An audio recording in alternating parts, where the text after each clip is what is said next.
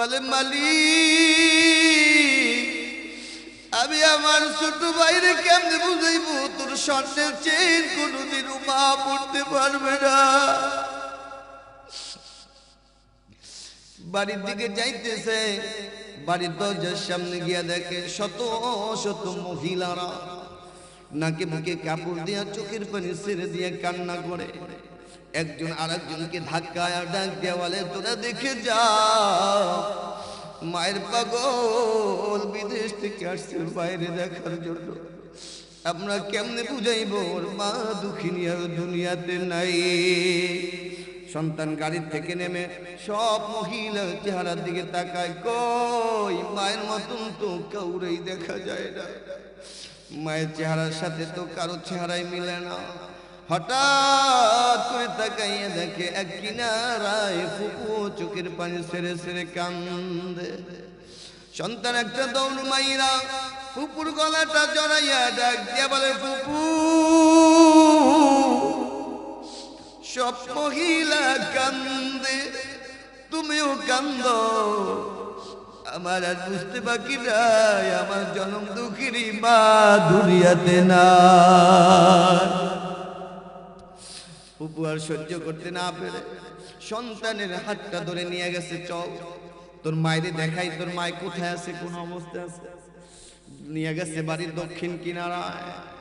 দক্ষিণ কিনারায় নিয়ে যাওয়ার পর নতুন একটা কবরের কাছে দাঁড়াইয়া ডাক দিয়া বলে, ওই যে নতুন নতুন একটা কবর দেখা যায়, কবরের মধ্যে তোর মা ঘুমায়। সন্তান একটা দৌড় মাইরা মায়ের কবরের উপরে ঠাস করে পড়ে গিয়া ডাক দিয়া বলে, মা কার জন্য আমি স্বর্ণের চেন কিনলাম, কার জন্য আমি 3টা বছর ইনকাম করলাম। ও মা, কোনোদিনও তুমি ভালো কিছু পড়তে পারো না, খেতেও পারো না, অভাবী সংসারে ছিল। ঈদের দিন নতুন শাড়িও পরিধান করো না। সন্তান ডাক দিয়া বলে, মা চাচি ফুপু সবাই নতুন শাড়ি পরিধান করছে, তুমি কেন ছিঁড়া কাপড় আজকে ঈদের দিনও পরিধান করে আসো? মা চোখের পানি ছেড়ে দিয়া ডাক দিয়া বলে, সন্তান যেই দিনকে তুই বড় হবি, চাকরি করবি, তো চাকরির টাকা দিয়ে আমি মা ঈদ করব, নতুন শাড়ি পরিধান করব। আল্লাহর নিয়তি সন্তান বড় হয়েছে, বিদেশ গেছে, টাকা পয়সার মালিক হয়েছে, কিন্তু জনম দুঃখিনী মা অন্ধকারের বাসিন্দা হইয়া ওই কবর বাড়িতে শুয়ে গেছে। এখানে এমন এমন এমন সন্তান আছেন যার মা কবরে শুয়ে আছে, এমন সন্তান আছেন যার বাবা কবরে শুয়ে আছে। যখন মা জীবিত ছিল তখন আপনার পকেটে টাকা ছিল না, এখন মা জীবিত নাই কিন্তু পকেটে টাকার কোনো অভাব নাই। মনে মনে চিন্তা, আজকে যদি আমার মা দুঃখিনী যদি দুনিয়ায় জীবিত থাকতো, বাজারে সব চাইতে দামি শাড়িটা তার জন্য রিজার্ভ থাকতো। আমার বাবা যদি দুনিয়াতে জীবিত থাকতো, ওই যে বাজারে সব চাইতে দামি ফলটা মা বাবার জন্য রিজার্ভ থাকতো। কিন্তু আফসোস মা নাই। বান্দা যখন মাহফিলে এসে বসে যায়, হাঁটা বন্ধ করে দেয়, এবার আল্লাহ পাক রব্বুল আলামিনের ফেরেশতারা নেকি লেখা বন্ধ করে দিয়া আল্লাহ পাক রব্বুল আলামিনকে ডাক দিয়ে বলে, মালিক আপনার বান্দারা তো মাহফিলে এসে বসে গেছে, হাঁটা বন্ধ করে দিয়েছে, নেকি লেখা বন্ধ করে দিব কিনা? আল্লাহ পাক রব্বুল আলামিন বলেন, ডারে ফেরেশতারা বান্দা মাহফিলে এসে বসে গেছে, হাঁটা বন্ধ করে দিয়েছে, নেকি লেখা বন্ধ করে দিও না। বান্দা বক্তার কথা শোনার পর মাঝে মধ্যে হাঁটে, মাঝে মধ্যে সুবহানাল্লাহ, মাঝে মধ্যে আলহামদুলিল্লাহ আওয়াজ দিবে। ওই বান্দার প্রত্যেকটা শ্বাস প্রশ্বাসের বিনিময় 10-10টি করে নেকি লিখে দাও। জোরে বলি আল্লাহু আকবার। কুরআনুল কারীম জানিয়েছেন, ইল্লা মান তাবা ওয়া আমানা ওয়া আমিলা আমালান সালিহান ফাউলাইকা ইউবাদদিলুল্লাহ فأولئك يبدل الله سيئاتهم حسنات وكان الله غفورا رحيما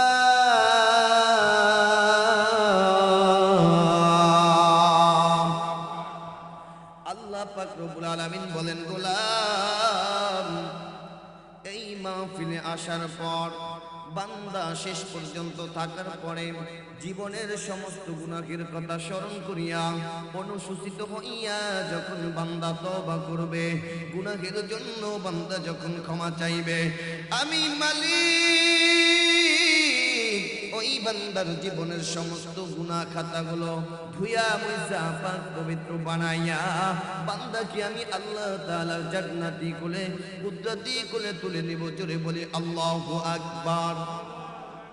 তার মানে হচ্ছে আল্লাহ বলেন ইউবাদদিলু তাবদীলা। আল্লাহ বলেন বান্দার যতগুলো গুনাহ আছে এই সমস্ত গুনাহগুলো আমার মালিক নেকি দ্বারা পরিবর্তন করে দিবে। জোরে বলি সুবহানাল্লাহ। তার মানে হচ্ছে এই যে পোস্টালের ভিতরে লেখা আছে না, এই পোস্টালের ভিতরে লেখা বান্দা যখন গুনাহ করে এইরকম ধরেন একটা আমলনামা আছে, আমলনামায় লেখা লেখা লেখা লেখা থাকে, এক পর্যায়ে এই কলবের উপরে টোটাল দাগ পড়ে যায়, বান্দার কালো দাগ হয়ে যায়। বান্দা যখন তওবা করে আল্লাহ তাআলার কাছে যখন মাপ চায়, পোস্টালের অপর পৃষ্ঠে যেমন এরকম একটা ক্লিন রিটিন ক্লিন না, এখানে কোনো লেখা আছে? লেখা নেই। তওবা করার সাথে সাথে বান্দার এই যে গুনাহ খাতাগুলো এইরকম একেবারে মোচন করে একদম নিটিন ক্লিন, খাতাটা এরকম নিটিন ক্লিন এইরকম পরিষ্কার হয়ে যায়।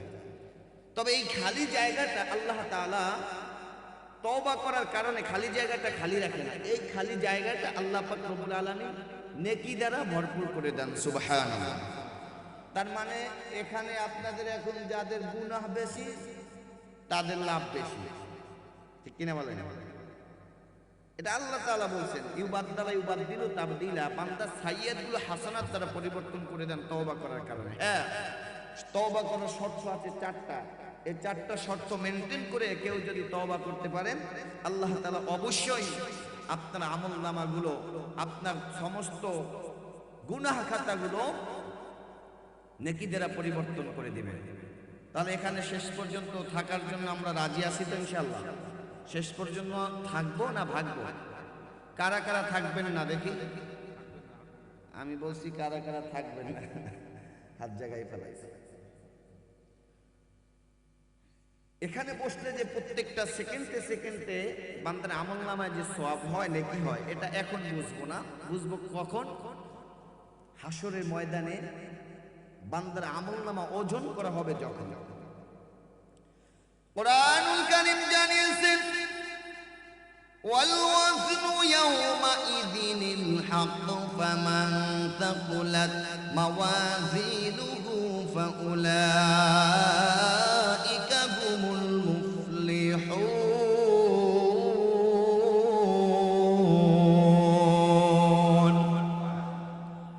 আল্লাহ বলেন ওয়াল ওয়াজনু ইয়াওমাইযিনিল হক, সেই দিনকে ওজন করা হবে সত্য ওজন, সঠিক ওজন করা হবে, যে ওজনের ভিতরে কোনো ভেজাল নাই। যার আমলনামা ভারী হবে ওই ব্যক্তি সফল কাম হবে, আর যার আমলনামা হালকা হয়ে যাবে আল্লাহ বলেন বিআয়াতিনা বিমা কানু বিআয়াতিনা ইয়াযলিমুন। সেই ব্যক্তি নিজে নিজের উপরে জুলুম করেছে, অত্যাচার করেছে। এর মুমিন, কাল কিয়ামতের ময়দানে, হাসরের ময়দানে বান্দার আমলনামা ওজন করা হবে, সত্য ওজন করা হবে। বান্দার আমলনামা যখন ওজন করা হবে, বান্দা মিজানের পাল্লার দিকে বড় বড় চক্ষু করে তাকাবে। হঠাৎ করে যখন দেখবে একটা মাত্র নেকির জন্য, একটা মাত্র গুনাহের জন্য তার আমলনামার পাল্লাটা হালকা হয়ে গেছে, তখন বান্দা একটা চিৎকার মারবে, কি করলাম কি করলাম। বাড়ির পাশে মাহফিল হয়েছিল, গিয়েছিলাম, কিন্তু সবার লাস্টে গেলাম। আগে থেকে যদি যাইতাম যতটুকু নেকি হইতো, ওই নেকিটা যদি আজকে আমার মিজানের পাল্লার মধ্যে দেওয়া হইতো, এই ওসিলায় আমার আল্লাহ তাআলা আজকে আমার জান্নাতের ফয়সালা করে যেত। কিয়ামতের ময়দানে, হাসরের ময়দানে আল্লাহ পাক রব্বুল আলামিনের একজন ফেরেশতা একজন বান্দাকে জাহান্নামের দিকে ধাক্কাইয়ে ধাক্কাইয়ে নিতে আরম্ভ করবে, ধাক্কাইয়ে ধাক্কাইয়ে নিতে শুরু করবে। কুরআনুল কারীম জানিয়েছেন, ওয়াসিকাল্লাযীনা কাফারু ইলা জাহান্নাম যুমারা, কাফেরদেরকে ধাক্কাইয়ে ধাক্কাইয়ে জাহান্নামের দিকে নিতে আরম্ভ করবে। এমন সময় আপনার আমার নবী রাহমাতুল লিল আলামিন ফেরেশতাদেরকে ডাক দিয়া বলবেন, ও ফেরেশতারা রে, আমার উম্মতকে জাহান্নামের দিকে লইয়া যাও কেন? জাহান্নামের দিকে নিয়ে যাও কেন? একটু দাঁড়াও, কেন আমার ফেরেশতাদের আমার উম্মতকে জাহান্নামের দিকে নিয়ে যাও? কিতাবের মধ্যে নাকি ফেরেশতারা দাঁড়াবে না, জাহান্নামের দিকে যাইতেই থাকবে, যাইতেই থাকবে, যাইতেই থাকবে। এমন সময় আপনার আমার নবী সিজদায় পড়ে ডাক দিয়া বলবেন, মালিক ও আল্লাহ, আমার একজন উম্মতকে জাহান্নামের দিকে তোমার ফেরেশতারা লইয়া যায়। আমি ডাকি, তারা আমার ডাক শুনে না, আমি ডাকি, তারা আমার ডাক শুনে না। এবার আল্লাহ পাক রব্বুল আলামিন ফেরেশতাদেরকে ডাক দিয়া বলবেন, ও ফেরেশতারা রে, পিছন দিক থেকে কে ডাকে জানোনি? তিনি হচ্ছেন দু জাহানের বাচ্চা নবী মুহাম্মদুর রাসূলুল্লাহ। যাস না, সামনে লাগাস না। কিতাবের মধ্যে লাগে তখন ফেরেশতারা থামিয়া যাইবে, সামনে আগাইবে না। তখন আপনার আমার নবী রাহমাতুল লিল আলামিন ফেরেশতাদের কাছে গিয়া জিজ্ঞাসা করবেন, ও ফেরেশতারা রে, আমার উম্মতকে জাহান্নামের দিকে লইয়া যাও কেন? আমার উম্মতকে জাহান্নামের দিকে নিয়ে যাও কেন? ফেরেশতারা বলবে, মিজানের পাল্লা, নেকের পাল্লা হালকা হয়ে গেছে, গুনাহের পাল্লা ভারী হয়ে গেছে, যার কারণে জাহান্নামের দিকে লইয়া যায়। আপনারা আমার নবী চোখের পানি ছেড়ে দিয়া হাউমাউ করে কান্না করবে, আর ডাক দিয়া বলবে, ওরে ফেরেশতারা রে, এটা আমার উম্মত, আমার উম্মতকে জাহান্নামের মধ্যে নিয়ে গেলে আমি সহ্য করতে পারবো না। আমার উম্মত জাহান্নামের আগুন সহ্য করতে পারবে না, আমি নবী সহ্য করতে পারবো না। এমন সময় আপনার আমার নবী ডাক দিয়ে বলবেন, ফেরেশতারা রে, আমার উম্মতকে আমার সামনে বসে একটু মাফ করো, আমলনামাটা আমার সামনে বসে একটু ওজন করো, আমি একটু দেখব। এবার বান্দারা আমলনামা যখন মিজানের পাল্লা যখন ওজন করা হবে, এমন সময় আপনারা আমার নবী নিজের পকেট থেকে এক টুকরা কাগজ বের কইরা মিজানের পাল্লার মধ্যে দিয়া দিবে, সঙ্গে সঙ্গে বান্দারা আমলনামাটা ভারী হয়ে যাবে। আল্লাহু আকবার। অন্য রিওয়ায়াতের মধ্যে আসছে, বান্দারা আমলনামা যখন মিজানের পাল্লায় ওজন করা হবে রে মুমিন, তখন আপনারা আমার নবী মিজানের পাল্লার রশিটা ধইরা আসমানের দিকে তাকাইয়া ডাক দিয়া বলবেন, মালিক, আমার উম্মত গুনাহগার, তোমার নাম গফফার, আমার উম্মত গুনাহগার, তোমার নাম গফফার।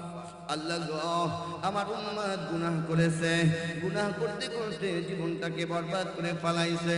আল্লাহ গো, তুমি যদি আমার উম্মতকে মাফ না করো, তোমার রহমান নামের ইজ্জত থাকে না, রহিম নামের ইজ্জত থাকে না, গফফার নামের ইজ্জত থাকে না।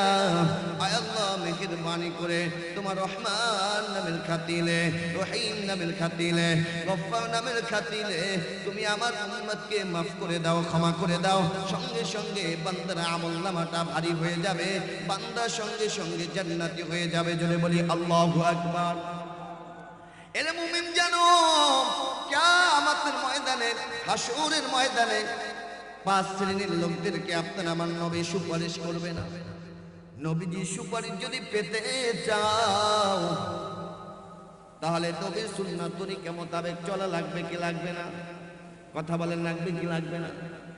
আমার আপনার নবী বিশ্ব নবী রাহমাতুল লিল আলামিন, আল্লাহ তাআলা তাকে কিয়ামতের দিন হাসরের ময়দানে তাকে এত মর্যাদা দান করবেন, এত সম্মান দান করবেন। আমার নবী যতক্ষণ পর্যন্ত জান্নাতের মধ্যে প্রবেশ করতে পারবেন না ততক্ষণ পর্যন্ত অন্য কোন নবীর উম্মতেরাও জান্নাতের মধ্যে প্রবেশ করতে পারবে না।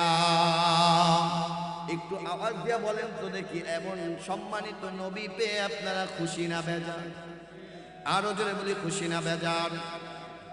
কিয়ামতের ময়দানে, হাসরের ময়দানে সমস্ত নবীগণ যখন একত্রিত হবেন তখন আল্লাহ পাক রব্বুল আলামিন ঘোষণা দিবেন, ও নবীরা আপনারা জান্নাতে চলে যান, আপনারা জান্নাতে চলে যান। তখন সমস্ত নবীরা জান্নাতের দিকে হাঁটতে আরম্ভ করবে। এবার নবীরা জান্নাতের গেটের সামনে গিয়ে দেখবেন গেটের মধ্যে তালা লাগানো। কি লাগানো? তালা লাগানো। তখন নবীরা ডাক দিয়ে বলবেন, এ দারোয়ান, জান্নাতের মধ্যে তালা লাগানো কেন? গেটটা খুলে দাও। আমরা জান্নাতি, আমরা ভিতরে প্রবেশ করব, আমরা জান্নাতি। দারোয়ান জিজ্ঞাসা করবে, মান আনতা ওয়া মা ইসমুকা, আপনি কে? পরিচয় দিবেন, পয়গম্বর আদম আলাইহিস সালাতু ওয়াস সালাম, পৃথিবীর সর্বপ্রথম মহামানব, সর্বপ্রথম নবী। দারোয়ান বলবেন, মাফ করেন, এখনো পর্যন্ত জান্নাতের গেট খোলার সময় হয় না। কিছুক্ষণ পরে আরেকজন নবী আসবেন, জিজ্ঞাসা করা হবে আপনি কে? পরিচয় দিবেন, পয়গম্বর ইব্রাহিম আলাইহিস সালাতু ওয়াস সালাম। মাফ করেন, এখনো পর্যন্ত জান্নাতের গেট খোলার সময় হয় নাই। কিছুক্ষণ পরে আরেকজন নবী আসবেন, জিজ্ঞাসা করা হবে, মান আনতা ওয়া মা ইসমুকা, আপনি কে? পরিচয় দিবেন, পয়গম্বর মুসা আলাইহিস সালাতু ওয়াস সালাম। দারোয়ান বলবেন, মাফ করেন, এখনো পর্যন্ত জান্নাতের গেট খোলার সময় হয় নাই। কিছুক্ষণ পরে আরেকজন নবী আসবেন, জিজ্ঞাসা করা হবে আপনি কে? পরিচয় দিবেন, পয়গম্বর ঈসা আলাইহিস সালাতু ওয়াস সালাম। মাফ করেন, এখনো পর্যন্ত জান্নাতের গেট খোলার সময় হয় নাই। এইভাবে আদম নবী থেকে শুরু করে ঈসা নবী পর্যন্ত সমস্ত পয়গম্বরেরা জান্নাতের গেটের সামনে এসে ভিড় জমাবে আর বলতে থাকবে, তাহলে কোন সময় জান্নাতের গেট খোলা হবে? তাহলে কোন সময় জান্নাতের গেট খোলা হবে? আওয়াজ আসবে, কত নবীর নাম শুনলাম, পয়গম্বর আদম নবীর নাম শুনলাম, পয়গম্বর ইউসুফ নবীর নাম শুনলাম, ইব্রাহিম নবীর নাম শুনলাম, ঈসা নবীর নাম শুনলাম, মুসা নবীর নাম শুনলাম, কই এখনো পর্যন্ত আখির নবী মুহাম্মদুর রাসূলুল্লাহর নাম শুনলাম না। তিনি কোথায় আছেন? যতক্ষণ পর্যন্ত আখির নবী মুহাম্মদুর রাসূলুল্লাহ না আসবেন ততক্ষণ পর্যন্ত জান্নাতের গেট খোলা হবে না। আল্লাহু আকবার বলেন। আওয়াজ আসবে, আখির নবী মুহাম্মদুর রাসূলুল্লাহ সাল্লাল্লাহু আলাইহি ওয়াসাল্লাম জাহান্নামের গেটের সামনে দাঁড়াইয়া অঝরে চোখের পানি ফালাইয়া ডাক দিয়া বলবেন, মালিক, যতক্ষণ পর্যন্ত আমার একটা উম্মত জাহান্নামের মধ্যে থাকবে গো, ততক্ষণ পর্যন্ত আমি আখির নবী বিশ্ব নবী মুহাম্মদুর রাসূলুল্লাহ জান্নাতের মধ্যে প্রবেশ করব না। আওয়াজ আসবে, নবী গো, আপনি কেন কান্না করেন? ওয়ালাল আখিরাতু খায়রুল লাকা মিনাল উলা। নবী গো, আপনি কেন কান্না করেন? আজকে তো কান্নার দিন নয়। ওয়ালা সাওফা ইউতিকা রাব্বুকা ফাতারদা, আজ কিয়ামতের দিন আমি আল্লাহ তাআলা আপনাকে এত নিয়ামত দান করব, এত নিয়ামত দান করব, আপনাকে খুশি করে ছাড়ব। নবী গো আপনি হাত দেন আর জান্নাতে নিয়ে যান, হাত দেন আর জান্নাতে নিয়ে যান, আপনি হাত দেন আর জান্নাতে নিয়ে যান।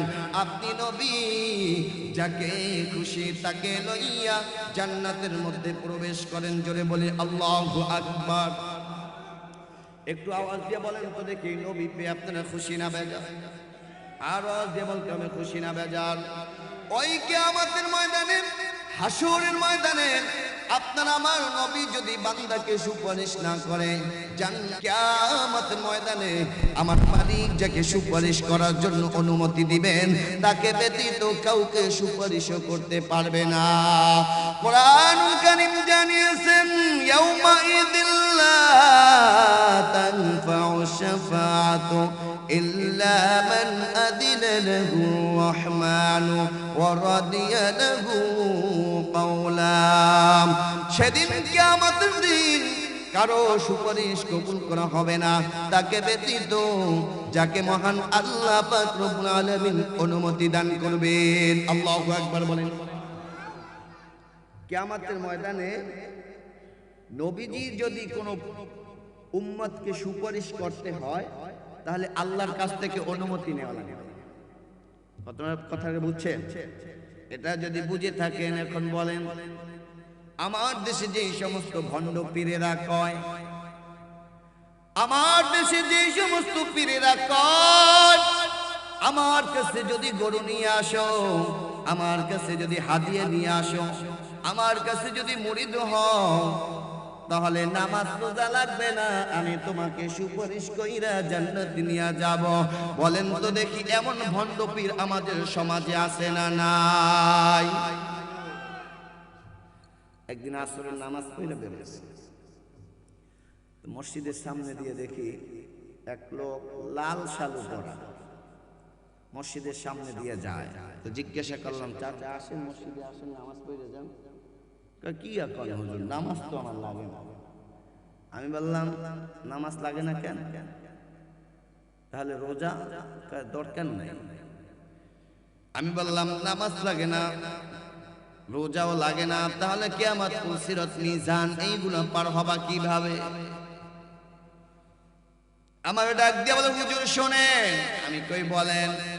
কয় কিরামান কাতিবিন, রোজ হাসরের দিন আল্লাহ দরবারে যদি করে অভিযোগ, আমি বলবো দুনিয়ায় ছিলাম দয়াল বাবার লোক, আমি বলবো দুনিয়ায় ছিলাম হেলাল বাবার লোক। আছে না নাই?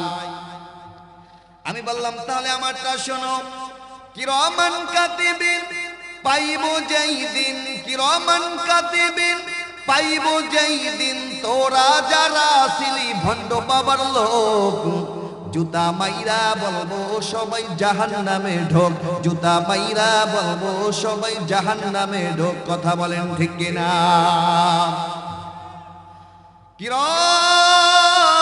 কিরামান কাতিবিনা ইয়ালামুনা মা তাফআলুন।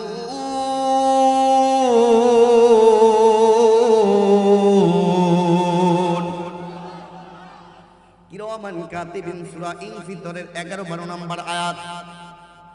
আল্লাহ বলেন, বান্দা দুই কাঁধে দুইজন মুহুরি আছে, দুই কাঁধে দুইজন কিরামান কাতিবিন সম্মানিত লেখক আছে। সব কিছু বান্দা লিপিবদ্ধ করতেছে। কেউ যদি ভালো কাজ করে সেটাও কিন্তু লিপিবদ্ধ করে, কেউ যদি খারাপ কাজ করে সেটা মনে হয় লিপিবদ্ধ করে না, গোপনে করলে মনে হয় করে না, রাতের অন্ধকারে করলে মনে হয় এটা ফেরেশতারা লিখতে পারে না। এরে বান্দা শোনো, এই ফেরেশতারা জবান থেকে যেই কথাটা বের হয় না কেন রে মুমিন, জবান থেকে যেই কথাটা বের হয় না কেন সেই কথাটাও কিন্তু আল্লাহ পাকের ফেরেশতারা রেকর্ড করতেছে। সূরা হামিম সিজদার 26 নম্বর আয়াত কোরআন জানিয়েছেন, মা ইয়ালফিযু মিন কাওলিন ইল্লা লাদাইহি রাকীবুন আতীদ।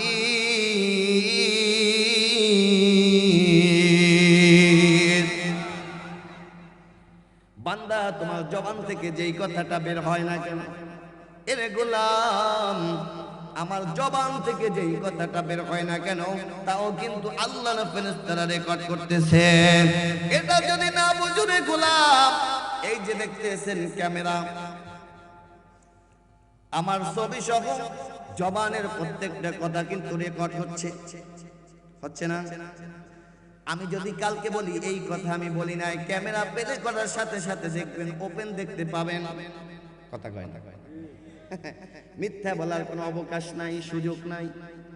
কিয়ামতের ময়দানে, হাসরের ময়দানে বান্দা দুনিয়াতে কি গুনাহের কাজ করেছে, কি অপরাধ করেছে, সব কিছু রেকর্ড হচ্ছে রে বান্দা। কিয়ামতের ময়দানে দুনিয়ার ক্যামেরা দিয়ে যদি দুনিয়ার সব কিছু রেকর্ড করা যায়, যিনি ক্যামেরা আবিষ্কার করেছে তাকে মেধা দিয়েছেন কে? সবাই বলেন কে দিয়েছেন? কে? দুনিয়ার বান্দা যদি ক্যামেরা আবিষ্কার করি না, যদি 20 বছর 40 বছর 50 বছর পর্যন্ত এটা রেকর্ড যদি গচ্ছিত রাখতে পারে, তাহলে আমার মালিক যিনি আপনাকে আমাকে সৃষ্টি করেছেন, ওই আল্লাহ মনে হয় কিয়ামতের দিন সব কিছু রেকর্ড দেখাইতে পারবে না। আল্লাহ মনে হয় দুর্বল হয়ে গেছে, আল্লাহ মনে হয় বুড়ো হয়ে গেছে। না রে মুমিন না, ঘটনাটা একটু শুনেন কত কঠিন। আল্লাহ বলেন ইয়ালামু খাইনাতাল আ'য়ুনি ওয়া মা তুখফিস সুদুর ওয়া মা তাসকুতু মিন ওয়ারাকাতিন ইল্লা ইয়ালামুহা ওয়া ইয়ালামু মা ফিল বাররি ওয়াল বাহর। আল্লাহ বলেন বান্দা তোমার অন্তর কি লুকোচুরি খেলে, চক্ষু কি গোপন করে? অন্তর কি লুকোচুরি খেলে, চক্ষু কি গোপন করে? আপনারা যারা বসে আছেন আমার দিকে তাকাই আছেন, আপনার চক্ষু কি গোপন করে? অন্তরের ভিতরে কি জল্পনা কল্পনা হয় আমি জানি না, তবে জানেন কে? এটাই আল্লাহ বলছেন ইয়ালামু খাইনাতাল আ'য়ুনি ওয়া মা তুখফিস সুদুর ওয়া মা তাসকুতু মিন ওয়ারাকাতিন ইল্লা ইয়ালামুহা ওয়া ইয়ালামু মা ফিল বাররি ওয়াল বাহর। আল্লাহ বলেন বান্দা তোমার অন্তর কি লুকোচুরি খেলে, চক্ষু কি গোপন করে? কেউ জানে না, জানেন কে? কুরআনুল কারীম জানিয়েছেন ওয়া কুল্লু ইনসানিন আলজামনাহু তায়রাহু ফি উনুকিহি ওয়া নুখরিজু লাহু ইয়াওমাল কিয়ামাতি কিতাবান ইয়ালকাহু মানশুরা। পিছনের কথাটা বোঝার জন্য এখন শুনেন।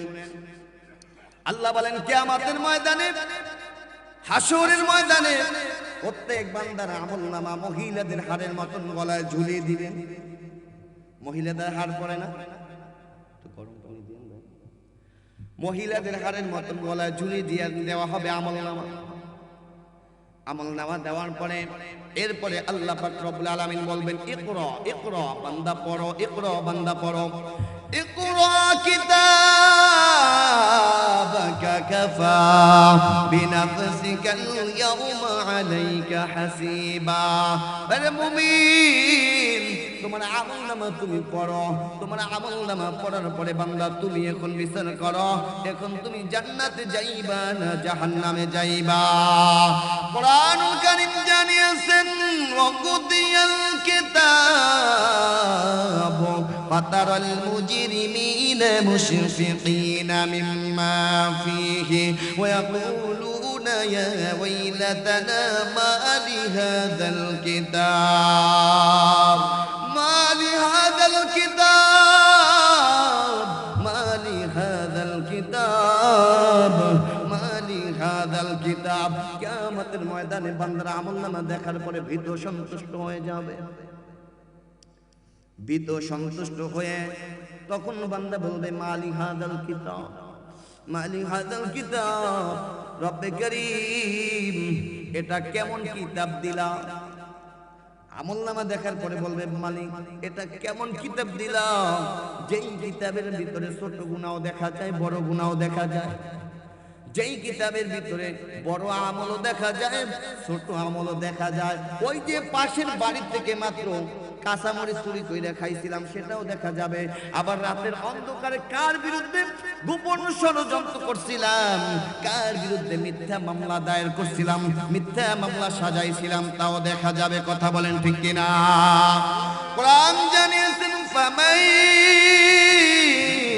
يعمل مثقال ذرة خيرا يره ومن يعمل مثقال ذرة شرا يره। কেউ যদি যারা পরিমাণ ভালো কাজ করে কিয়ামতের ময়দানে সেটাও দেখতে পাবে, আর কেউ যদি যারা পরিমাণ খারাপ কাজ করে সেটাও কিন্তু কিয়ামতের দিন ওপেন দেখতে পাবে। তাহলে গুনাহের কাজ করা যাবে যাবে। আজকের মাহফিল থেকে প্রতিজ্ঞা হবে আর কোনোদিন গুনাহের কাজ করব না, নেকির কাজ ছাড়ব না। কথা বলেন ঠিক কিনা? আল্লাহ তাআলা আমাদের সকলকে নেক কাজ করার তৌফিক দান করুক বলি আমিন। এবার আসেন আমার তেলাওয়াতকৃত আয়াতের মধ্যে ঢুকলাম। এবার যখন বান্দার আমলনামা যখন দেখা হবে, দেখার পরে একটা দল হবে জান্নাতি আর একটা দল হবে জাহান্নামী। দল হবে কয়টা বলেন? সবাই বলেন কয়টা হবে? একটা হবে জান্নাতি আর একটা কি? আপনারা আমরা জান্নাতে যেতে চাই না জাহান্নামে যেতে চাই? জান্নাতে যেতে চাই। জান্নাতি মৃত্যুর আলামত আছে 6টা, জাহান্নামী মৃত্যুর আলামত 5টা। জান্নাতি যারা হবে বিকেল বেলা এইরকম বেলকুনিতে ঘুরতে আসবে, জান্নাতের মধ্যে ঘুরবে, ঘোরাফেরা করবে, হঠাৎ করে তাকাইয়ে দেখবে জাহান্নামের দিকে যে আমার পাশের বাড়ির লোক, একসাথে চলাফেরা করেছি, একসাথে ব্যবসা করেছি, একসাথে বাজার করেছি, আজকে আমি জান্নাতি, আমার পাশের বাড়ির আব্দুর রহমান তিনি হচ্ছেন জাহান্নামী। তখন জাহান্নামী লোকটাকে গিয়ে প্রশ্ন করা হবে আনিল মুজরিমিন মা সালাকাকুম ফি সাকার, কেন তুমি আজকে জাহান্নামের মধ্যে প্রবেশ করেছ? তখন জাহান্নামী লোকটা বলবে ক্বালু লাম নাকু মিনাল মুসাল্লিন।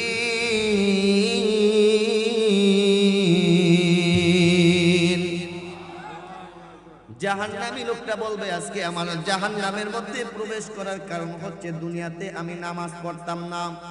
কি করতাম না? জাহান্নামের মধ্যে প্রবেশ করার কারণ হচ্ছে 4টা। মুসলমান হওয়ার পরেও জাহান্নামের মধ্যে প্রবেশ করবে, কারণ হচ্ছে 4টা। কয়টা? 1 নাম্বার কারণ ক্বালু লাম নাকু মিনাল মুসাল্লিন, দুনিয়াতে যারা নামাজ পড়তো না জাহান্নামে যাওয়ার 1 নাম্বার কারণ। একটু আওয়াজ দিয়ে বলেন তো দেখি আমাদের উপরে নামাজ ফরজ করেছেন কয়ক্ত? সবাই বলেন কয়ক্ত? কোন বান্দা যদি 5 ওয়াক্ত নামাজ জামাতের সাথে আদায় করে গো, আমার আল্লাহ পাক রব্বুল আলামিন ওই বান্দার আমলনামায় 50 ওয়াক্ত নামাজের সওয়াব দান করে দিবে। পয়গম্বর মুসা আলাইহিস সালাতু ওয়াস সালামের উপরে সর্বপ্রথম যখন আয়াত নাজিল হয় ইন্নানি আনাল্লাহু লা ইলাহা ইল্লা আনা ফা'বুদনি ওয়া আকিমিস সালাতা লিযিকরি, ইন্নানি আনাল্লাহ, নিশ্চয় আমি আল্লাহ, লা ইলাহা ইল্লা আনা ফা'বুদনি, আমি ছাড়া কোনো ইলাহ নেই, আমি ছাড়া দাসত্ব করার কেউ নাই, ওয়া আকিমিস সালাতা লিযিকরি, বান্দা আমার শরণার্থে নামাজকে কায়েম করো। একটু আওয়াজ দিয়ে বলেন তো দেখি নামাজ পড়ব কার জন্য? ইবাদত করব কার জন্য? সিজদা দিব কার জন্য? আল্লাহ বলেন কুল ইন্না সালাতি ওয়া নুসুকি ওয়া মাহইয়ায়া ওয়া মামাতি লিল্লাহি রাব্বিল আলামিন।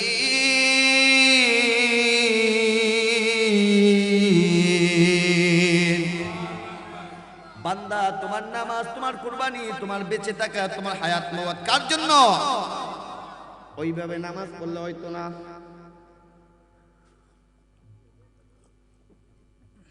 ওই যে দুই কানা আর খোড়া রাগ করতেছেন নাকি শেষ করে দিব? দুই কানা আর খোড়া সারাদিন ভিক্ষা কইরা এবার বলতেছে বেটা সারাদিন তো ভিক্ষাই করলাম, চল আজকে গিয়ে একটু মাগরিবের নামাজটা আদায় করি।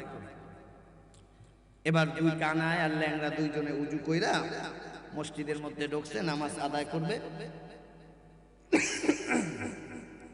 কানায় ল্যাংড়ারে ডাক দিয়ে বলতেছে, ল্যাংড়া আমি তো চোখে দেখি না, বেটা তুই ইমামতি কর। কারে বলতেছে? ল্যাংড়া। আচ্ছা, ল্যাংড়া এখন ইমাম হইছে, কানায় হইছে মুক্তাদি। এটা সাউন্ড হালকা একটু কমাই দেন, হালকা হালকা হালকা। কানা হইছে মুসল্লি, ল্যাংড়া কি ইমাম। এবার ইমামতি শুরু করেছে, ল্যাংড়া ইমাম নিয়াত করেছে আল্লাহু আকবার। এবার সূরা ফাতিহা শুরু করছে, আলহামদুলিল্লাহি রাব্বিল আলামিন আর রহমানির রহিম মালিক ইয়াউমিদ্দিন ইয়াকা না কানা। পিছনে কে? কানা। কানায় কাশ দিয়ে বুঝায়, তার মানে আমার সূরা ফাতিহার ভিতরে কানা কইলে কেন? সূরা ফাতিহা শেষ করছে, এবার সূরা মিলায়, ওয়াত্তাবিউ মিল্লাতা ইব্রাহিম হানিফা ওয়া মা কানা মিনাল মুশরিকিন। পিছন থেকে কানায় কয়, বেটা নামাজ ছাড়বি না, পিছতে লাথি দিমু। তুই সূরা ফাতিহার ভিতরে কইছো কানা, আবার সূরা মিলাইয়া কও ওয়া কানা মিনাল মুশরিক, তার মানে আমি কানায় মুশরিক। তুই পিছনে আয়, আমি নামাজ পড়াইতাম। এইবার ল্যাংড়া ইমাম, এইবার কানা ইমাম, ল্যাংড়ায় মুসল্লি। এবার ল্যাংড়ায় নামাজ পড়ানো শুরু করছে, সূরা ফাতিহা শেষ করেছে। সূরা ফাতিহা শেষ করে সূরা মিলায়, ওয়াত্তাবিউ মিল্লাতা ইব্রাহিম হানিফা ওয়া মা ল্যাংড়া মিনাল ফাসিকিন। কানায় মুশরিক, ল্যাংড়ায় ফাসিক, নামাজ হইব না রে গোলাম না। এইভাবে নামাজ পড়লে নামাজ হবে না। নামাজ পড়তে হবে কার জন্য? আল্লাহকে রাজি খুশি করার জন্য। এটাই নবীজি বলেছেন, কোন বান্দা যদি 5 ওয়াক্ত নামাজ মসজিদে গিয়া জামাতের সাথে আদায় করে গো, আমার আল্লাহ পাক রব্বুল আলামিন ওই বান্দার আমলনামায় 50 ওয়াক্ত নামাজের সওয়াব দান করে দিবেন। আল্লাহর নবী বিশ্ব নবী রাহমাতুল লিল আলামিন যেদিনকে মেরাজে যায়, মেরাজে যাওয়ার পরে জান্নাত ভ্রমণ করেছে, জাহান্নাম ভ্রমণ করেছে। জান্নাত থেকে দুনিয়াতে আসার পথে পয়গম্বর মুসা আলাইহিস সালাতু ওয়াস সালামের সাথে সাক্ষাৎ। পয়গম্বর মুসা নবী ডাক দিয়া বলেন, নবী গো, আল্লাহ তাআলা আপনাকে কি দিয়েছেন? বলে 50 ওয়াক্ত নামাজ দিয়েছেন। ওগো নবী, আপনার উম্মত 50 ওয়াক্ত নামাজ আদায় করতে পারবে না। আমার উম্মতের উপরে মাত্র 2 ওয়াক্ত নামাজ ফরজ ছিল, তারাই তা আদায় করতে পারে না। আপনার উম্মতেরা 50 ওয়াক্ত নামাজ আদায় করতে পারবে না। যান যান, কমাইয়ে নিয়ে আসেন। আমার নবী আল্লাহ তাআলার কাছে দরখাস্ত করতে করতে কমাইতে কমাইতে মাত্র 5 ওয়াক্ত নিয়ে আসছে। নবীর এবার মনটা খারাপ, আমার উম্মতের হায়াত কম। অন্য অন্য নবীদের হায়াত ছিল অনেক বেশি, তারা বেশি বেশি হায়াত পাইয়া বেশি বেশি নেক আমল করত। আমার উম্মতের হায়াত কম। এই কম হায়াতের ভিতরে এমন নেক আমল কেমনে করবে? নবীজি চিন্তা করতেছে, আমার উম্মত যদি 50 ওয়াক্ত নামাজ আদায় করত, তাহলে আমলনামায় 50 ওয়াক্ত নামাজের সওয়াব লেখা হইতো। আল্লাহ পাক রব্বুল আলামিন আমার নবীকে ডাক দিয়ে বলেন, ওগো নবী, আপনার কোনো চিন্তা নাই, আপনার কোনো টেনশন নাই। আপনার উম্মতদেরকে জানিয়ে দেন, আপনার উম্মতদের হায়াত কম, কিন্তু এই কম হায়াতের ভিতরে আমি আল্লাহ তাআলা বরকত দেব অনেক বেশি। নবী গো, আপনার উম্মতদেরকে জানিয়ে দেন, আপনার কোন উম্মত যদি মসজিদে এশারের নামাজ জামাতের সাথে আদায় করে ঘুমায়, ঘুম থেকে উঠে যদি আবার ফজরের নামাজ মসজিদে জামাতের সাথে আদায় করে গো, এই ঘুমানোর মধ্যে যতটুকু সময় যায় এই সময়টাকে আমি আল্লাহ তাআলা নেকের পাল্লায় ওজন দিয়া জান্নাতের মেহমান বানিয়ে দিব। ওগো নবী, আপনার উম্মতের হায়াত কম, এই কম হায়াতের ভিতরে আমি আল্লাহ তাআলা বরকত দিব অনেক বেশি। নবী গো, আপনার উম্মতদেরকে জানিয়ে দেন, আপনার কোন উম্মত যদি রমজান মাসটা তার হায়াতের মধ্যে পাইয়াই যায়, আর এই রমজান মাসের মধ্যে একটা রাত্র আছে সবে কদরের রাত্র, এই রাত্রটা যদি আমার ইবাদত, আমার গোলামি, আমার দাসত্বের মধ্যে যদি কাটিয়ে দেয়, আমি মালিক খুশি হইয়া ওই বান্দার আমলনামায় 1000 মাসেরও বেশি সওয়াব দান করে দিব। জোরে বলি আল্লাহু আকবার। এরে গোলাম, এখন যারা নামাজ পড়ো না, সুস্থ থাকার পরেও যারা নামাজ পড়ো না, এইবার কানটা লাগাও, ভালো করে শুনে নাও। আল্লাহ নবী পয়গম্বর মুসা আলাইহিস সালাতু ওয়াস সালামের জমানায় এক মহিলা জিনা করেছে, ব্যভিচার করেছে, একটা জারো সন্তান পেটে ধারণ করেছে। এই সন্তানটা ভূমিষ্ঠ হওয়ার পর মা হইয়া নিজেই আশা দিয়ে দুনিয়া থেকে বিদায় করে দিয়েছে। এবার নিজের ভিতরে একটা অনুশোচনা আসলো, কি করলাম, এক জিনা করেছি, দ্বিতীয়ত একটা জারো সন্তান পেটে ধারণ করেছি, তৃতীয়ত আবার আমি এই সন্তানটাকে মারলাম, হত্যা করলাম, আমাকে আল্লাহ তাআলা ক্ষমা করবেন কিনা, মাফ করবেন কিনা? মুসা আলাইহিস সালাতু ওয়াস সালাম ডাক দিয়া বলেন, মহিলা যাও যাও, আমার আল্লাহ তাআলা তোমাকে ক্ষমা করবেন না, মাফ করবেন না। কেননা এক তুমি জিনা করেছ, দ্বিতীয়ত একটা অবৈধ সন্তান পেটে ধারণ করেছ, তৃতীয়ত এই সন্তানটাকে তুমি দুনিয়া থেকে বিদায় করে দিয়েছ, আল্লাহ তাআলা তোমাকে ক্ষমা করবেন না, মাফ করবেন না। সঙ্গে সঙ্গে আল্লাহ পাক রব্বুল আলামিন জিবরাইলকে ডাক দিয়া বলেন, জিবরাইল যাও যাও, পয়গম্বর মুসা আলাইহিস সালাতু ওয়াস সালামকে জানিয়ে দাও, এই মহিলার চাইতে পাপিষ্ট মহিলা তারা, সুস্থ থাকার পরেও নামাজ পড়ে না যারা। তাহলে সুস্থ থাকার পরেও নামাজ না পড়া, জিনা করার চাইতেও তারা পাপিষ্ট, সুস্থ থাকার পরেও নামাজ না পড়া, অবৈধ একটা সন্তান পেটে ধারণ করার চাইতেও তারা পাপিষ্ট, সুস্থ থাকার পরেও নামাজ না পড়া, একটা জীবন্ত মানুষকে হত্যা করার চাইতেও তারা পাপিষ্ট। কেননা আল্লাহ বলছেন, কাআন্নামা ক্বাতালান নাস জামিআ, একটা জীবন্ত মানুষকে অবৈধভাবে হত্যা করা তামাম পৃথিবীর সমস্ত মানুষকে হত্যা করা শামিল। এইজন্য আওয়াজ দিয়ে বলেন তো দেখি, 5 ওয়াক্ত নামাজ পড়ার দরকার আছে না নাই? কারা কারা 5 ওয়াক্ত নামাজ পড়বো? দুই হাত তুলে আল্লাহকে দেখাই দেন, নারায়ে তাকবীর। আয় মালিক, যারা 5 ওয়াক্ত নামাজ আদায় করার জন্য হাত তুলেছে, ওয়াদা করতেছে আল্লাহ তাদেরকে তুমি কবুল করে নাও, জানে মালে বরকত দান করে দাও, দুনিয়াতে কল্যাণ দান করো, পরকালেও কল্যাণ দান করে দাও আল্লাহ, সুস্থতার মতন মহা দৌলত দিয়ে তুমি ধন্য করে দাও। সকলে বলি আমিন। এবার আল্লাহর নবী বিশ্ব নবীর কাছে এসে এক সাহাবী ডাক দিয়া বলেন, নবী গো, এই পৃথিবীতে সবচেয়ে ভালো আমল কয়টা?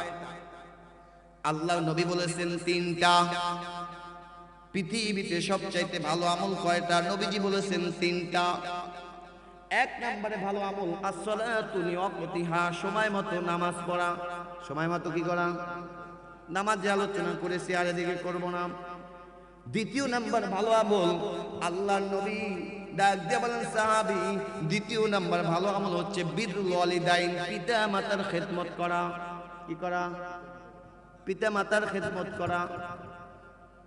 আপনাদের সবার পিতা মাতা আছে? অনেকে এখানে আছেন যাদের পিতা আছে মাতা নাই, মাতা আছে পিতা নাই।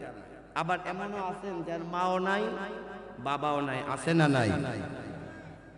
নবীজি বলেছেন এই পৃথিবীতে সবচাইতে ভালো আমল হচ্ছে 3টা, তার ভিতরে 1 নাম্বার হচ্ছে as-সালাতু লিওয়াক্তিহা, সময় মতো করে নামাজ পড়া। এটা একটু বলি, ওয়াক্ত চেনে নামাজ পড়া, তার মানে হচ্ছে আসর গিয়া মাগরিবে, মাগরিব গিয়া এশারে হবে না, ওই যে আমি এক জায়গায় বেড়াইতে গেছিলাম,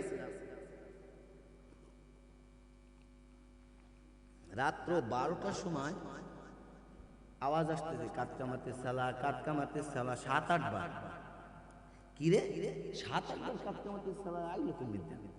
তো জিজ্ঞাসা করলাম, দাদা এই রাত্র 12টার সময় 7-8 বার কাতকামাতে সালা কোথায় পাইলেন?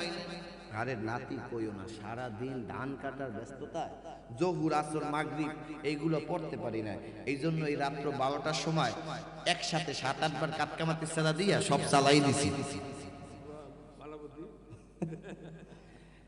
এভাবে নামাজ পড়লে হবে না, ওয়াক্ত চিনে নামাজ পড়তে হবে, ওয়াক্ত চিনে নামাজ পড়া ফরজ। দ্বিতীয় নাম্বার ভালো আমল হচ্ছে বিররুল ওয়ালিদাইন, পিতা মাতার খেদমত করা। কোরআন জানিয়েছেন ওয়াকাদা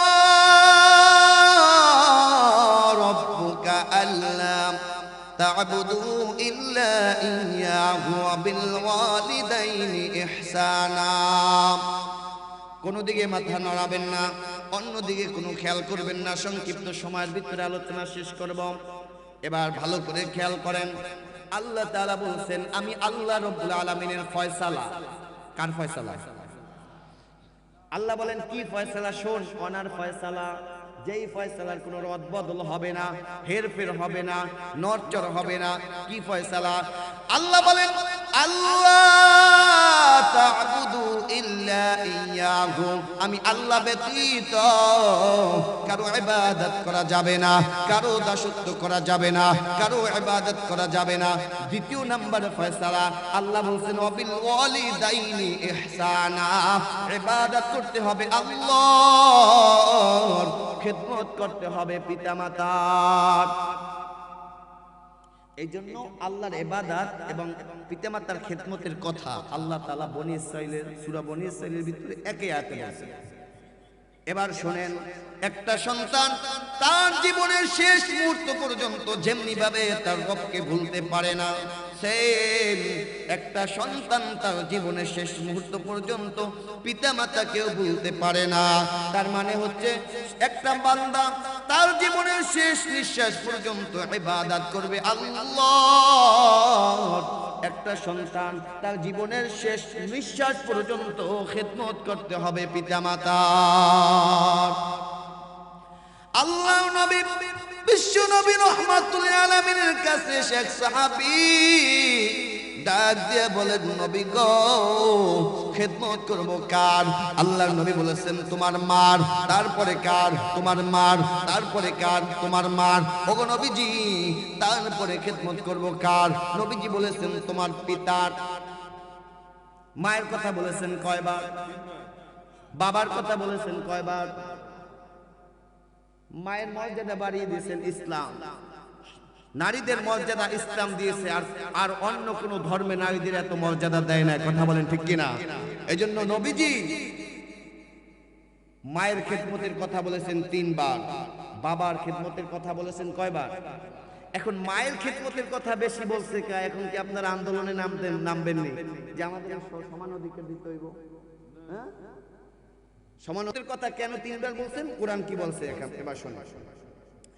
কুরআনুল কারীম জানিয়েছেন হামালাতু উম্মুহু, মা তোমাকে গর্ভে ধারণ করেছে, তোমার বাবা তোমাকে গর্ভে ধারণ করে নাই। ওয়াহানান আলা ওয়াহনিন, বোঝার পরে বোঝা মা সহ্য করেছেন, বাবা করে নাই। ওয়া ফিসালুহু ফি আমাইন, 2 বছর দুগ্ধ মা খাওয়াইছেন, বাবা খাওয়ায় নাই। এই তিনটা কষ্ট মা করেছেন, বাবা করে নাই। এই জন্য মায়ের খেদমতের কথা বলেছেন ইসলাম 3 বার, বাবার খেদমতের কথা বলেছেন 1 বার। বিজ্ঞান বলেছে একটা সন্তান মায়ের স্তন চেটে চেটে কমসে কম 36 মণ পর্যন্ত দুগ্ধ পান করেছে। আপনি আমি 36 মণ পর্যন্ত দুগ্ধ পান করেছি। শুধু তাই নয় গোলাম, বিজ্ঞান বলেছে একটা সন্তান মায়ের কলিজায় কমসে কম 4500 পর্যন্ত লাথি মারে। আপনি আমি কিন্তু মায়ের কলিজায় 4500 লাথি মারছি।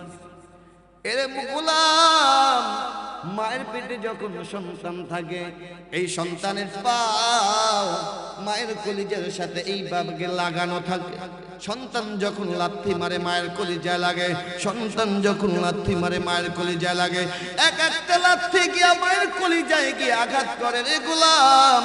শুধু তাই নয়, আপনাকে আমাকে দুনিয়াতে প্রসব করতে গিয়া তোমার আমার মা কলস কলস রক্ত ঝরাইছে। কত যন্ত্রণা, কত ব্যথা।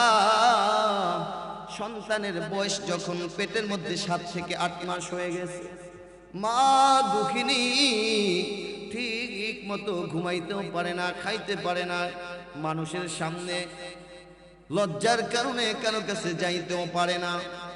এরপরেও সন্তানের প্রতি কোনো অভিযোগ নাই। এজন্য আল্লাহর রাসূল বলেছে, মা সন্তানের জন্য যে কুরবানি দেয় তা কখনো শাশুড়ি দেয় না, বাবা সন্তানের জন্য যে কুরবানি দেয় তা কখনো শ্বশুর দেয় না। সারা জীবন তোমার আর আমার মা বট বৃক্ষের ন্যায় মাথার উপরে ছায়া দান করে রেখেছে।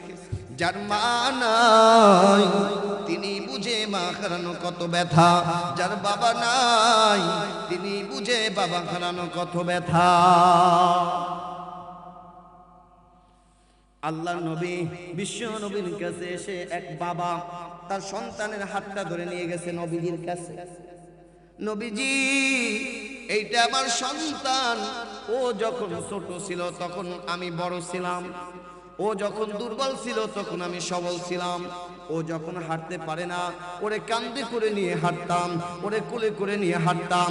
ওর পকেটে তখন টাকা ছিল না, আমি বাবা ওর পকেটে টাকা না থাকার কারণে ওরে আমি টাকা দিতাম। ওর যখন যেটা প্রয়োজন ছিল আমি তা মিটাইতাম। নবী গো, এখন আল্লাহ তাআলা পালা বদল করে ফালাইছে, ওরে বানাইছে সবল, আমি বাবাকে বানাইছে দুর্বল। আমি এখন লাঠি ছাড়া হাঁটতে পারি না। নবী গো, ওর ইনকাম সোর্স আল্লাহ তাআলা কইলা দিছে, আমার ইনকাম সোর্স বন্ধ কইরা দিছে। নবী গো, এখন ওর কাছে টাকা চাইলেও আমাকে টাকা দেয় না, ওরে ডাকলে ও আমার কথা শুনে না, শুধু বউয়ের কথাই শোনে।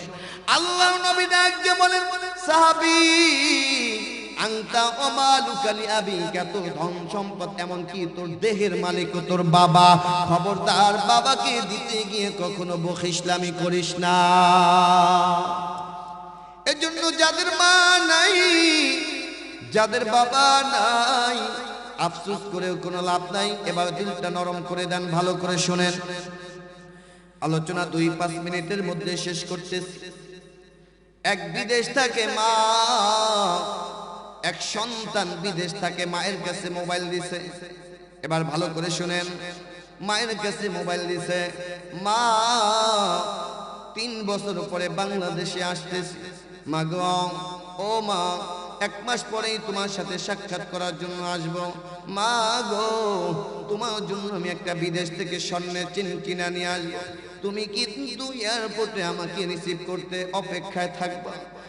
মা দুঃখিনী ডাক দিয়ে বলে, সন্তান, তুই শুধু বাংলাদেশে আয়, তুই শুধু বাংলাদেশে আয়, তো চেহারাটা দেখে আমি মায়ের কোমলমতি আমার প্রাণটা শান্ত হয়ে যাবে, আমার জন্য কিছু নেওয়া লাগবে না। তারপরেও সন্তান বলে, মা, আমি কিন্তু বিদেশ থেকে তোমার জন্য একটা স্বর্ণের চেন কিনে নিয়ে আসবো। আল্লাহর কি নিয়তি, সন্তান বাংলাদেশে আসার 1 সপ্তাহ পূর্বেই জনম দুঃখিনী মা দুনিয়া থেকে বিদায় হয়ে গেছে। এলাকার লোকেরা ডাক দিয়ে বলে, ও মায়ের পাগল, ওর কাছে বলা লাগবে না, বিদেশে সান্ত্বনা দেওয়ার মতন কেউ নাই, বুঝানোর মতন কেউ নাই, ওর কাছে বলা লাগবে না। ওই সন্তানের কাছে না বলে মাকে কবরস্থ করে দিয়েছে, দাফন কাফন সম্পূর্ণ করে দিয়েছে। আমার ভাইরা, 1 সপ্তাহ পরে সন্তান যখন বাংলাদেশে আসলো, বাংলাদেশে আসার পর এয়ারপোর্টে নামানোর পরে গেট ক্রস করে গেটের সামনে দাঁড়াইয়া সামনে তাকায়, কই মায়ের মতন তো কাউরেই দেখা যায় না। বামে তাকায়, কই মায়ের মতন তো কাউরেই দেখা যায় না। ডানে তাকায়, মায়ের মতন তো কাউরেই দেখে না। হঠাৎ করে তাকাইয়া দেখে বড় ভাই চেহারাটা মলিন করে একটা গাড়ির পাশে দাঁড়াইয়া চোখের পানি ছেড়ে ছেড়ে কান্দে। ছোট ভাই একটা দৌড় মাইরা বড় ভাইয়ের কাছে গিয়া ডাক দিয়া বলে, ভাই তুমি কেন একা দাঁড়াইছো? আবার মা কই? মায়েরে কেন নিয়ে আসলা না? মা কেন আসলো না? বড় ভাই আসমানের দিকে তাকাইয়া চোখের পানি ছেড়ে দিয়া ডাক দিয়া বলে, মালিক আমি আমার ছোট ভাইরে কেমনে বুঝাইবো? আমার মা দুঃখে দৌড়িয়াছে না। এবার বড় ভাই ছোট ভাইকে ডাক দিয়ে বলে, চল গাড়িতে চল, গাড়িতে ওঠ, বাড়িতে গিয়ে মাইরে দেখবি মা কোন অবস্থায় আছে, কেমন আছে। এবার দুই ভাই গাড়িতে কথা বলতে বলতে বাড়ির দিকে রওনা করেছে, যাইতেছে। কিছুক্ষণ পরে ছোট ভাই ওই ব্রিফকেস থেকে একটা স্বর্ণের চেন বের কইরা বড় ভাইয়ের কাছে দিয়া ডাক দিয়ে বলে, ভাই এই স্বর্ণের চেনটা আমি মার জন্য বিদেশ থেকে নিয়ে আসছি। বড় ভাই চোখের পানি ছেড়ে দিয়া অন্যদিকে চেহারাটা ঘুরাইয়া ডাক দিয়া বলে, মালিক আমি আমার ছোট ভাইরে কেমনে বুঝাইবো? তোর স্বর্ণের চেন কোনোদিন মা পড়তে পারবে না। বাড়ির দিকে যাইতেছে, বাড়ির দরজার সামনে গিয়া দেখে শত শত মহিলারা নাকে মুখে কাপড় দিয়া চোখের পানি ছেড়ে দিয়ে কান্না করে। একজন আরেকজনকে ধাক্কায় ডাক দিয়া বলে, তোরা দেখে যা মায়ের পাগল বিদেশ থেকে আসছে বাইরে দেখার জন্য। আমরা কেমনে বুঝাইব ওর মা দুঃখিনী আর দুনিয়াতে নাই। সন্তান গাড়ির থেকে নেমে সব মহিলার চেহারার দিকে তাকায়, কই মায়ের মতন তো কাউরেই দেখা যায় না, মায়ের চেহারার সাথে তো কারো চেহারাই মিলে না। হঠাৎ করে তাকাইয়া দেখে এক কিনারায় ফুপু চোখের পানি ছেড়ে ছেড়ে কান্দে। সন্তান একটা দৌড় মাইরা ফুপুর গলাটা জড়াইয়া ডাক দিয়া বলে, ফুপু সব মহিলা কান্দে, তুমিও কান্দ, আমার আর বুঝতে বাকি নাই আমার জনম দুঃখিনী মা দুনিয়াতে না। ফুপু আর সহ্য করতে না পেরে সন্তানের হাতটা ধরে নিয়ে গেছে, চল তোর মায়েরে দেখাই তোর মায় কোথায় আছে, কোন অবস্থায় আছে। নিয়ে গেছে বাড়ির দক্ষিণ কিনারায়। দক্ষিণ কিনারায় নিয়ে যাওয়ার পর নতুন একটা কবরের কাছে দাঁড়াইয়া ডাক দিয়া বলে, ওই যে নতুন নতুন একটা কবর দেখা যায়, কবরের মধ্যে তোর মা ঘুমায়। সন্তান একটা দৌড় মাইরা মায়ের কবরের উপরে ঠাস করে পড়ে গিয়া ডাক দিয়া বলে, মা কার জন্য আমি স্বর্ণের চেন কিনলাম, কার জন্য আমি 3টা বছর ইনকাম করলাম? ও মা কোনোদিনও তুমি ভালো কিছু পড়তে পারো না, খেতেও পারো না, অভাবী সংসারে ছিল। ঈদের দিন নতুন শাড়িও পরিধান করো না। সন্তান ডাক দিয়ে বলে, মা চাচি ফুপু সবাই নতুন শাড়ি পরিধান করছে, তুমি কেন ছিঁড়া কাপড় আজকে ঈদের দিনও পরিধান করে আসো?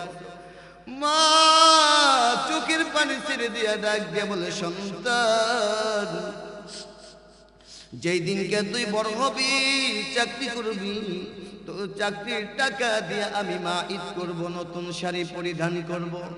আল্লাহর নিয়তি সন্তান বড় হয়েছে, বিদেশ গেছে, টাকা পয়সার মালিক হয়েছে, কিন্তু জনম দুঃখিনী মা অন্ধকারের বাসিন্দা হইয়া ওই কবর বাড়িতে শুয়ে গেছে। এখানে এমন এমন এমন সন্তান আছেন যার মা কবরে শুয়ে আছে, এমন সন্তান আছেন যার বাবা কবরে শুয়ে আছে। যখন মা জীবিত ছিল তখন আপনার পকেটে টাকা ছিল না, এখন মা জীবিত নাই কিন্তু পকেটে টাকার কোনো অভাব নাই। মনে মনে চিন্তা, আজকে যদি আমার মা দুঃখিনী যদি দুনিয়ায় জীবিত থাকতো, বাজারে সব চাইতে দামি শাড়িতে তার জন্য রিজার্ভ থাকতো। আমার বাবা যদি দুনিয়াতে জীবিত থাকতো, ওই যে বাজারে সব চাইতে দামি ফলটা মা বাবার জন্য রিজার্ভ থাকতো। কিন্তু আফসোস মা নাই। আল্লাহ নবী, বিশ্ব নবী বলেছেন, এই তোর মা নাই বাবা নাই, তবে শোন, ওই কবরের মধ্যে যদি মাকে তুষ্ট রাখতে চাও, মাকে যদি ভালো রাখতে চাও, মাকে যদি জান্নাত পর্যন্ত পৌঁছাতে চাও, তাহলে নেককার সন্তান নেক কাজ করবা, অথবা মা বাবার জন্য নিয়ত করে দান সদকা করবা। আল্লাহ তাআলা ওই কিয়ামত হাসর মিজানে মা বাবাকে ভালো রাখবেন, বাবাকে শান্তিতে রাখবেন। এজন্য মা যার নাই, মায়ের জন্য বাবার জন্য কোন ব্যক্তি আছেন?